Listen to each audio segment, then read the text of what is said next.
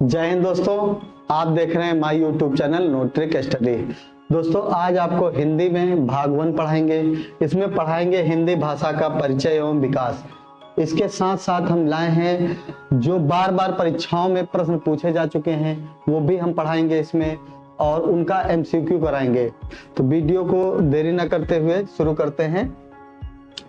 देखिए, पहला हमारा है हिंदी भाषा का विकास।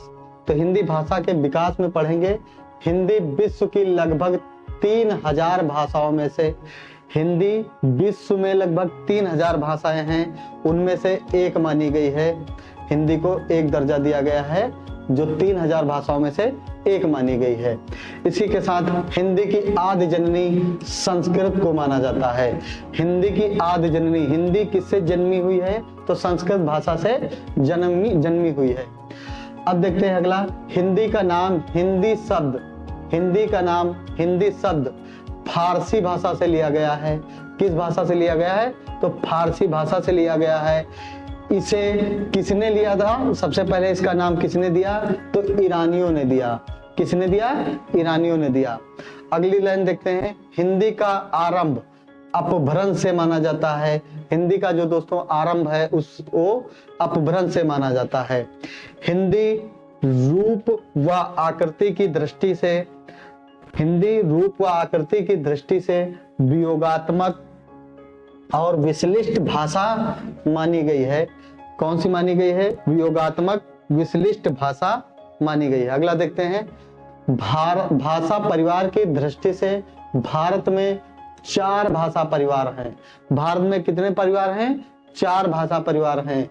इसी को देखते हैं, विश्व में कुल 13 भाषा परिवार हैं। विश्व में कुल 13 भाषा परिवार हैं, जिसमें से 4 हमारे भारत में हैं। अब देखेंगे कुछ भाषा परिवार दिए हैं और भारत में बोले जाने का प्रतिशत दिए हैं। तो पहला है हमारा भारोपीय भाषा परिवार। ये दोस्तों 73% जो सबसे बड़ा भाषा परिवार माना गया है।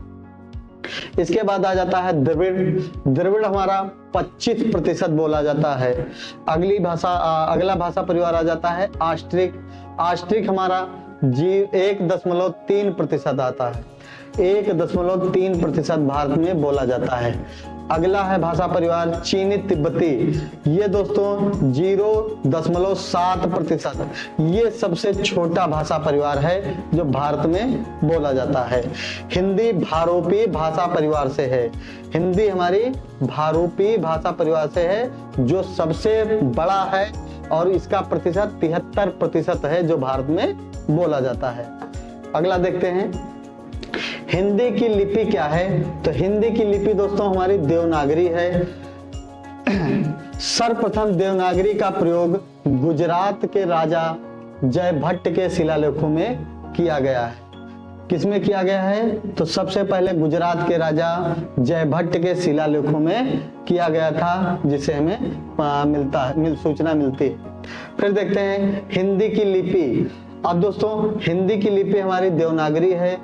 इसका विकास किससे हुआ है? तो ब्राह्मणी से हुआ है। उत्तरी ब्राह्मणी से माना जाता है। फिर अब देखते हैं, एक तरफ दिया है भाषा और एक तरफ दिया है लिपि। तो पहली हमारी भाषा है हिंदी। हिंदी किस लिपि में लिखी जाती है? तो देवनागरी लिपि में लिखी जाती है। अगला आ जाता है उर्दू। तो उर्दू हमारी फारसी लिपि में लिखी जाती है। फिर आ जाती है पंजाबी। तो पंजाबी को गुरमुखी में लिखा जाता है। अगली भाषा आ जाती है मराठी। तो मराठी हमारी देवनागरी में लिखी जाती है। एक और दोस्तों भाषा है अंग्रेजी अंग्रेजी दोस्तों ये भाषा है और इसकी लिपि क्या है? लिपि दोस्तों है, लिपि इसकी है रोमन। अंग्रेजी लिपि, अंग्रेजी भाषा है, इसकी लिपि क्या है? रोमन। ये रोमन लिपि में लिखा जाता है। अगला देखते हैं, अब देखते हैं इंडिया नाम किसने दिया है? तो यूनानियों ने दिया है। हिंदू नाम ईरानियों ने दिया है, इंडिया नाम यूनानियों ने दिया है। फिर हिंदुस्तान नाम किसने दिया? तो ईरानियों ने दिया है। फिर हिंदुस्तान का नारा किसने लगाया था? तो सर्वप्रथम भारतेंदु हरिश्चंद्र जी ने लगाया था। किसने लगाया? तो भारतेंदु हरिश्चंद्र जी ने लगाया था। फिर आता है हिंदी की खड़ी बोली का व्याकरण। हिंदी की खड़ी बोली का व्याकरण, हिंदी व्याकरण नामक पुस्तक लिखी गई है। ये जेसुआ केटलर के द्वारा लिखी गई थी। ये डच थे। अगला आ जाता है हिंदी व्याकरण। हिंदी का प्रथम व्याकरण माना जाता है इसे, हिंदी व्याकरण, और इसे हिंदी का प्रथम व्याकरण कहा जाता है। इसे कामता प्रसाद गुरु जी ने लिखा है। किसने लिखा है? कामता प्रसाद गुरु ने लिखा है। और कामता प्रसाद गुरु को हिंदी का पाणिनि कहा जाता है। हिंदी का पाणिनि कहा जाता है। दोस्तों पाणिनि इस कामता प्रसाद गुरु को क्यों कहा जाता है? तो पाणिनि जो है संस्कृत व्याकरण के जन्मदाता या पिता कहे जाते हैं। उसी के तुलना में कामता प्रसाद को हिंदी व्याकरण का पाणिनि कहा जाता है। अगला देखते हैं। अब देखते हैं भारत में भाषा का विकास क्रम।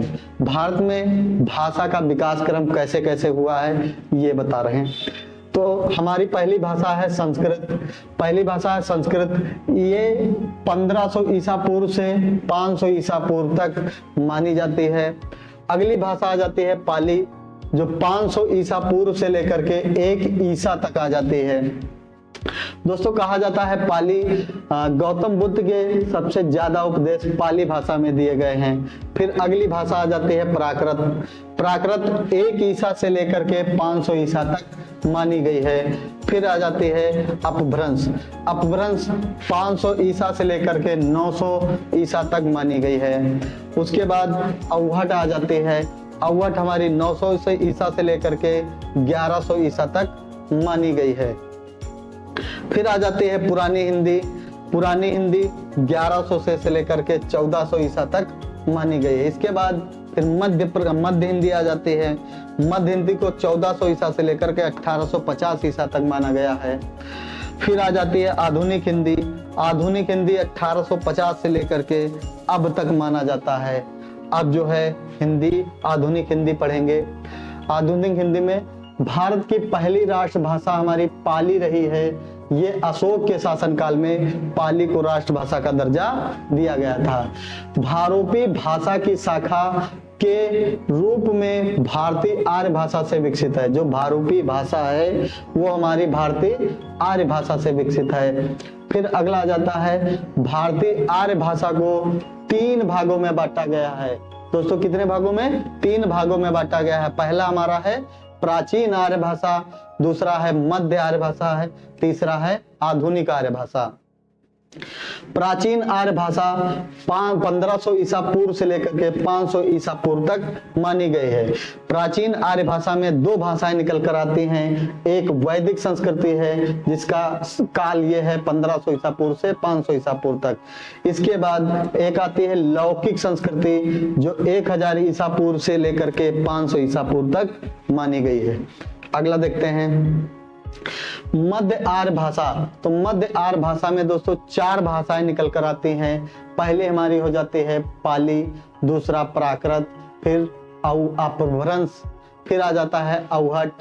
ये दोस्तों इनका काल क्या है? तो 500 ईसा पूर्व से लेकर के 1000 ईसा पूर्व तक का विकास माना जाता है। फिर आधुनिक आर्य भाषा, तो आधुनिक आर्य भाषा 1000 ईसा से लेकर के अब तक हिंदी, इसी में जो है हिंदी का विकास माना जाएगा। आधुनिक आर्य भाषा में 1000 ईसा पूर्व से अब तक माना गया है, इसी में हिंदी का विकास हुआ है। अब हिंदी को 3 भागों में बांटा गया है। हिंदी को 3 भागों में बांटा गया जो पहले पढ़ा भी चुके हैं। पुरानी हिंदी, मध्य हिंदी, आधुनिक हिंदी।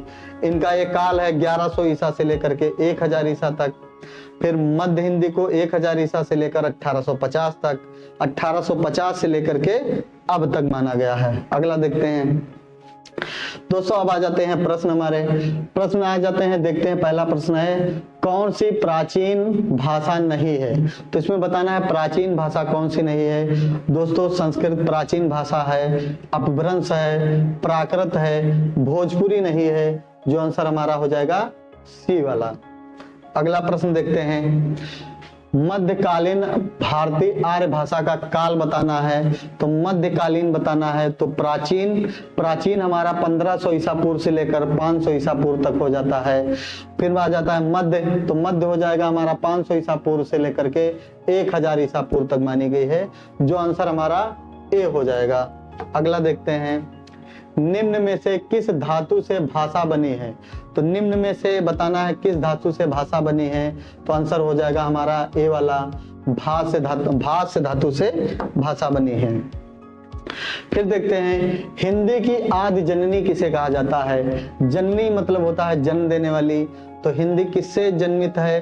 तो हिंदी हमारी संस्कृत से जन्मी है, हिंदी की जननी संस्कृत को कहा जाता है। अगला प्रश्न देखते हैं, भारत में भाषा परिवार की संख्या कितनी है? भारत में भाषा परिवार की संख्या कितनी है? तो भारत में दोस्तों है 4। भारत में 4 भाषा परिवार पाए जाते हैं। भारूपी पाया जाता है, ऑस्ट्रिक पाया जाता है, द्राविड़ पाया जाता है, चीनी तिब्बती पाया जाता है। अगला प्रश्न देखते हैं, हिंदी की लिपि है, तो हिंदी की लिपि क्या है? हिंदी की लिपि हमारी देवनागरी हो जाती है, आंसर बी वाला सही होगा। देवनागरी लिपि का विकास किससे हुआ है? तो देवनागरी का विकास किससे हुआ है? तो ये उत्तरी ब्राह्मणी से माना जाता है हिंदी का विकास, देवनागरी का विकास। अगला क्वेश्चन है, मराठी किस लिपि में लिखी जाती है? तो मराठी हमारी किस लिपि में लिखी जाती है? तो मराठी हमारी देवनागरी लिपि में लिखी जाती है। अगला प्रश्न देखते हैं, इंडिया नाम किसने दिया था? तो दोस्तों इंडिया नाम हमारा यूनानियों ने दिया था, जो आंसर बी वाला सही हो जाएगा, इंडिया नाम यूनानियों ने दिया था। अगला है, हिंदी हिंदू हिंदुस्तान, हिंदी हिंदू हिंदुस्तान का नारा किसने दिया, किसने किया? तो भारतेंदु हरिश्चंद्र जी आ जाते हैं हमारे, भारतेंदु हरिश्चंद्र, जो आंसर ए वाला हो जाएगा। इन्होंने हिंदी हिंदू हिंदुस्तान का नारा दिया था। अगला प्रश्न देखते हैं, निम्न में से मध्य आर्य भाषा से किस भाषा का विकास नहीं हुआ है? तो मध्य आर्य भाषा में सिर्फ 4 भाषाओं का विकास हुआ है, जिसमें पाली, प्राकृत, अपभ्रंश, अवहट आ जाती है। इसमें आंसर हो जाएगा हमारा संस्कृत, ये हमारी प्राचीन आर्य भाषा से प्राचीन आर्य भाषा है। फिर आ जाता है, विश्व में कितने भाषा परिवार हैं? तो विश्व में लगभग 13 भाषा परिवार हैं, जिसमें से 4 भाषा परिवार सिर्फ भारत में पाए जाते हैं। सबसे बड़ा भाषा परिवार हमारा भारूपीय भाषा परिवार है, सबसे छोटा भाषा परिवार हमारा चीनी तिब्बती भाषा परिवार है। हिंदी की खड़ी बोली का प्रथम व्याकरण किसने लिखा? हिंदी की खड़ी बोली का प्रथम व्याकरण हमारे जेसुआ केटलर ने लिखा, ये डच थे। अगला देखते हैं, हिंदी व्याकरण हिंदी का प्रथम व्याकरण किसने लिखा? हिंदी का प्रथम व्याकरण दोस्तों ये कामता प्रसाद गुरु जी ने लिखा है। इनको जो है हिंदी का पाणिन कहा जाता है, कामता प्रसाद जी को हिंदी का पाणिन कहा जाता है। निम्न में से भाषाओं का सबसे बड़ा भाषा परिवार कौन सा है? निम्न में से भाषाओं का सबसे बड़ा भाषा परिवार है, तो इसमें दोस्तों भारूपीय भाषा परिवार आ जाएगा। ये 73% भारत में बोला जाता है, ये 73% भारत में बोला जाता है। अगला है, भारत की पहली राष्ट्रभाषा थी। भारत की पहली राष्ट्रभाषा हमारी पाली रही है, और ये अशोक के शासनकाल में रही है। अशोक के शासनकाल में पाली को राष्ट्र का दर्जा दिया गया था। तो पाणिन कौन थे? तो पाणिन अभी बता चुके हैं, संस्कृत व्याकरण के पिता माने जाते हैं, संस्कृत व्याकरण के पिता माने जाते हैं। अगला प्रश्न, भारत में हिंदी को किस वर्ष अपनाया गया था? भारत में हिंदी को 14 सितंबर 1949 को अपनाया गया था। दोस्तों इसी दिन भारत में हिंदी दिवस मनाया जाता है। दोस्तों एक क्वेश्चन आपके लिए है, कमेंट बॉक्स में कमेंट करके बताना, विश्व हिंदी दिवस कब मनाया जाता है? विश्व हिंदी दिवस कब मनाया जाता है? ये भारत का हिंदी दिवस है जो 14 सितंबर को मनाया जाता है। अब आप लोगों को कमेंट बॉक्स में कमेंट करके बताना है विश्व हिंदी दिवस कब मनाया जाता है। अगला देखते हैं, दक्षिण भारत में हिंदी प्रचार प्रसार सभा का मुख्यालय कहाँ स्थित है? दोस्तों ये हमारा चेन्नई में है। और अगला प्रश्न देखते हैं, वर्तमान में हिंदी का प्रचलित रूप क्या है? दोस्तों वर्तमान में हमारी हिंदी खड़ी बोली के रूप में पाई जाती है। अगला प्रश्न, दोस्तों आज इतने ही प्रश्न थे। उम्मीद करते हैं वीडियो अच्छी लगी होगी। वीडियो अच्छी लगी हो तो like and share and subscribe करें। धन्यवाद दोस्तों।